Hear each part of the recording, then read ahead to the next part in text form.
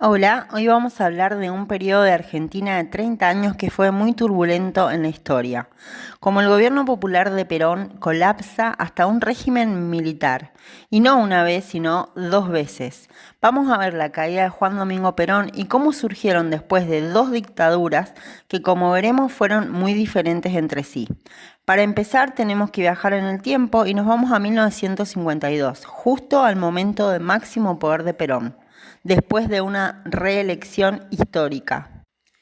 Es el momento donde se consolida su modelo, el famoso estado de bienestar, que además contaba con un apoyo brutal masivo por parte de la clase trabajadora, y Perón pone en marcha un plan económico muy ambicioso, el segundo plan quinquenal que tenía, objetivos muy claros. Pero una cosa es la promesa y otra la realidad. Por un lado, si había más empleo, la clase trabajadora tenía más fuerza y el consumo interno crecía. Pero ¿qué pasaba por debajo? Que la inflación se estaba disparando. Las reservas de dinero del país caían en picada y lógicamente las tensiones políticas con la oposición eran cada vez mayores y habían grietas muy profundas en el proyecto. Y esas grietas, como podemos imaginar, no iban a tardar en reventar hasta que saltó por los aires todo el sistema político, lo que nos lleva directo al golpe de Estado de 1955. No fue de un día para otro, ni por una sola razón.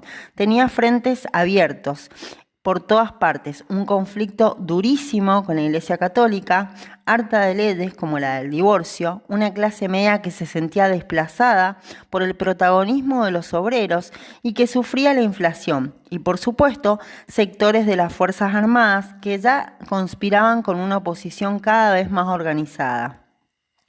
Y una vez en el poder, la Junta Militar, que se autodenominó Revolución Libertadora, no perdió ni un segundo. Su objetivo era clarísimo: desmantelar por completo y de raíz el Estado peronista. La verdad es que con este golpe se inauguró un periodo larguísimo de enorme inestabilidad, con los militares interviniendo constantemente. Pensemos en el panorama: el peronismo prohibido, Perón en el exilio.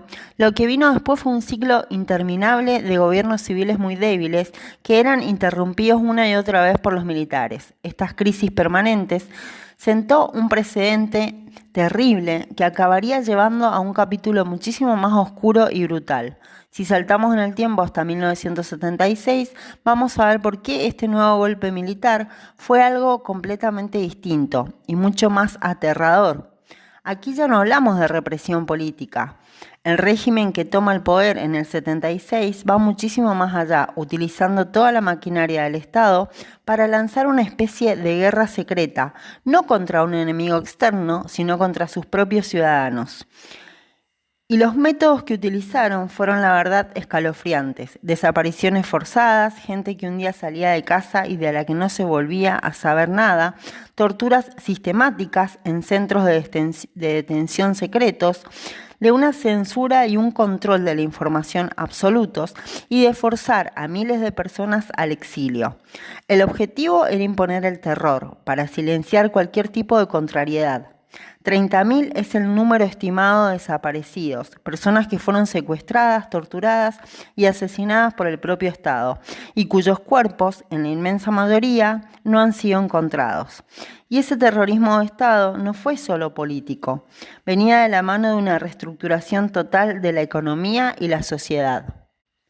La Junta Militar disolvió el Congreso y prohibió los partidos, y también impuso políticas económicas neoliberales muy radicales que buscaban la apertura de mercados, privatizar empresas y reducir al mínimo el papel del Estado. Al final, todo este periodo tan oscuro de la historia argentina nos deja una pregunta muy profunda: ¿cuándo las instituciones que en teoría deben proteger a la gente fallan de esta manera, qué nos queda? Es una reflexión